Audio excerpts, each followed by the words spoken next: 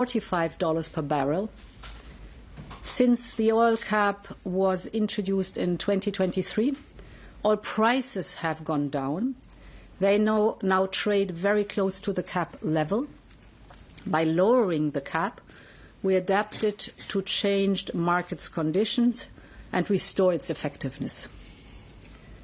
Oil exports still represent 1/3 of Russia's government revenues.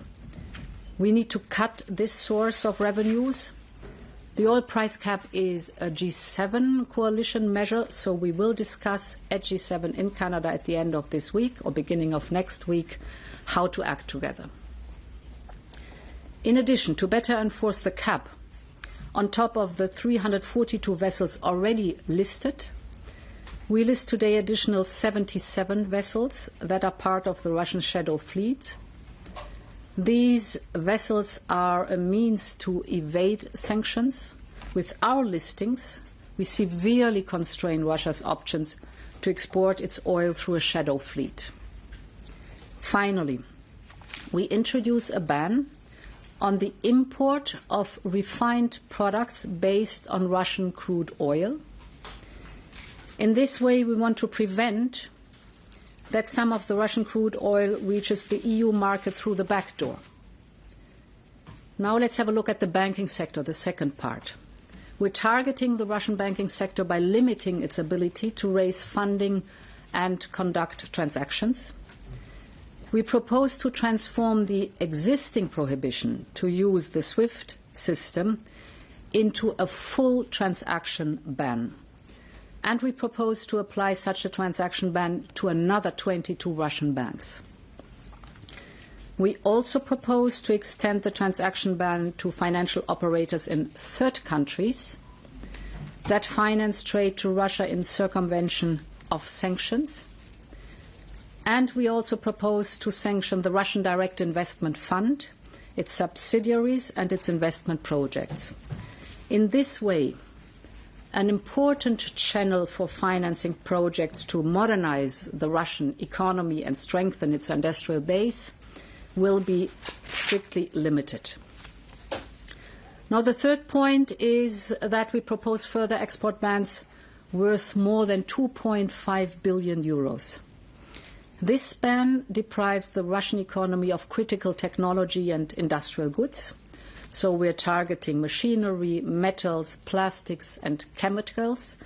They are used as raw materials in industry. And we also restrict the export of dual-use goods and technologies that are used for producing drones, missiles and other weapon systems. We want to make sure that Russia does not find ways to modernize its weapons with European technologies. Fourth and final, we want our sanctions better applied and respected.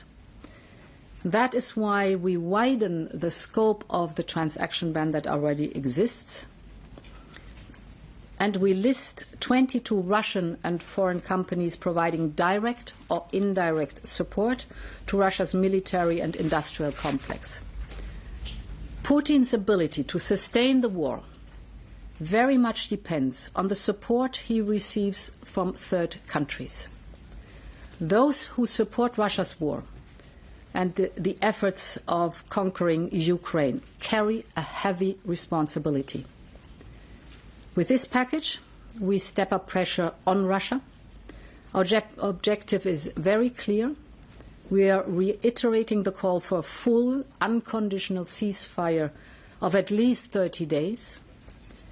This pause in hostilities could serve as a vital step towards reducing civilian suffering, allow space for meaningful talks for a genuine peace.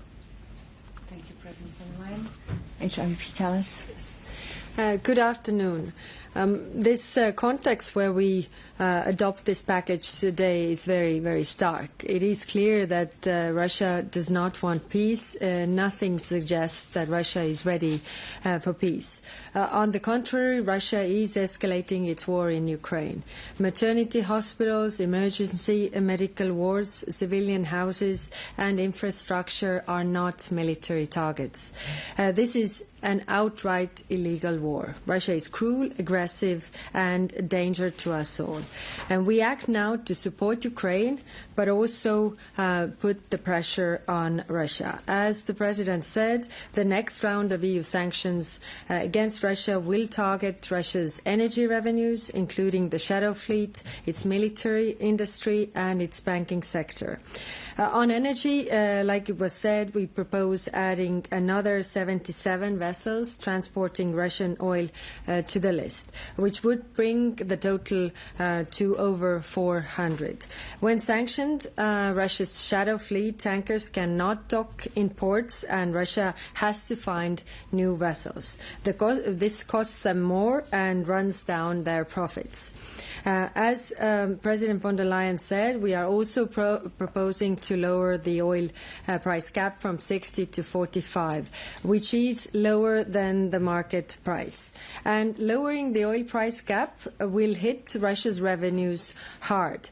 And we propose sanctions on the Nord Stream pipelines to prevent Russia generating any revenue in the future in this way. It sends a clear signal we are not going back to business as usual. On the banking sector, we are turning the ban on SWIFT messaging services into full transaction ban. We propose 22 new banks to the list of institutions blocked from these transactions. And on military industry, they would not be able to do what they are doing without the support of others, like it was said. So we are going after the companies who are directly involved in producing weapons or enabling production, including in third countries.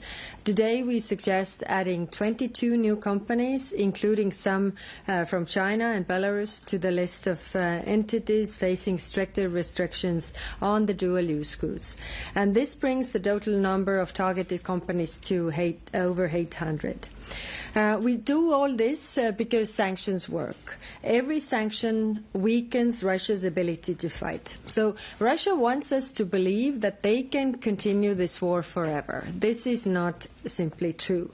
Russia has lost tens of billions in oil revenues, its economy is shrinking, and its GDP has dropped.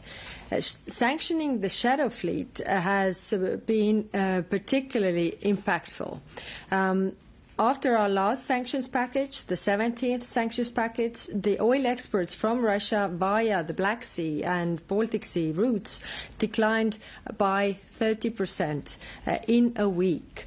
Only in the month of May, Russia's sovereign wealth fund declined by 6 billion from 42 billion to 36 billion US dollars. And it could run out of money by next year. By cutting off revenue streams, we prevent them from refilling their war chest.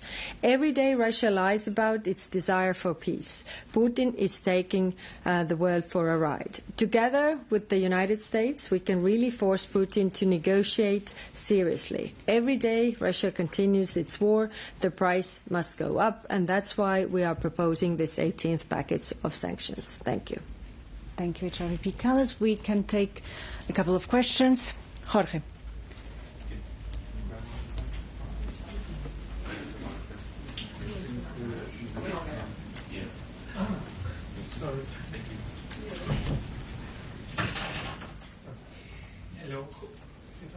Hello, Jorge Liborero with Euronews. I want to ask you about the United States. Both of you mentioned it. We know that you have been in contact with the United States to coordinate this package of sanctions, but so far there has been no indication that the United States will also impose sanctions. The key question now is on the price cap on Russian oil. It was agreed at G7 level. Can you give us a guarantee that the European Union will lower the price cap on Russian oil even if you don't get the participation of the United States, or is this completely dependent on what President Trump chooses to do? Thank you both. So we have always been very coordinated on in the G7 on the topic of the oil price cap. And I'm very much looking forward to the discussions that we're going to have in Canada in about a week. There, this topic will play a role because we all know, and the Americans know as well as all of us in G7, that the oil price has lowered so much that the effectiveness of the cap is to be questioned. And therefore, we all want to lower the oil price from $60 per barrel down to $45 per barrel. Very much looking forward to that. My assumption is that we do that together as G7. We have started that as G7. It was successful as a measure from the G7, and I want to continue this measure as G7. I have nothing to add. Okay. Mark.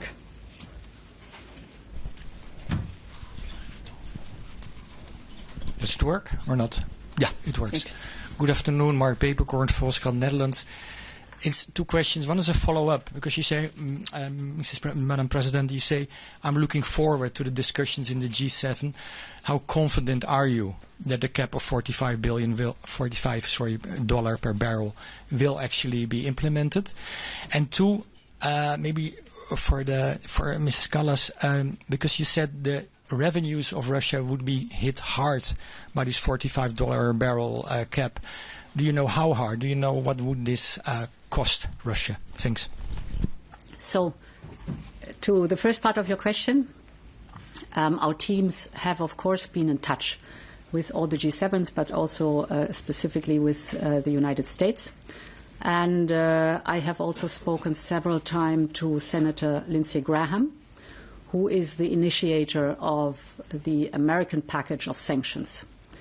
So we are very much aligned in the aim to urge Russia, by those massive sanctions, to come to the negotiation table and to be serious about negotiations that lead towards a just and lasting peace. That is the common aim. We have different instruments. These are different sanctions packages, but we are very much aligned in the aim. And therefore, I'm very confident that we will achieve this goal.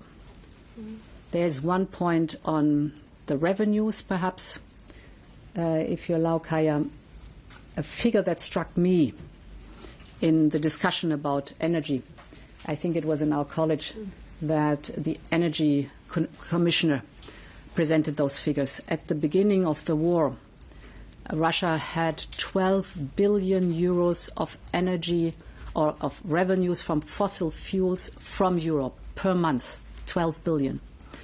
And now we're down to 1.8 billion, still too much. So we are phasing out Russian fossil fuels. The proposal is on the table from the Commission. But this shows how much, only if you look only at the European or the revenues from Europe to Russia, how much these different measures have already had an impact on reducing the revenues of Russia. Yes, and to add to that, it is accumulating as well. I think we were also surprised that the last sanctions package on the shadow fleet had such a big effect that it was really reducing the revenues from oil exports from or via the Black Sea and Baltic Sea by 30%. Because we have done a lot of sanctions, but now they are also starting to accumulate, and that's why I can't give you an exact number, but we feel that these sanctions have a huge effect together with the other sanctions that we have already done. Thank you, President. Thank you, HRVP, and thank you for your participation. I wish you a good afternoon.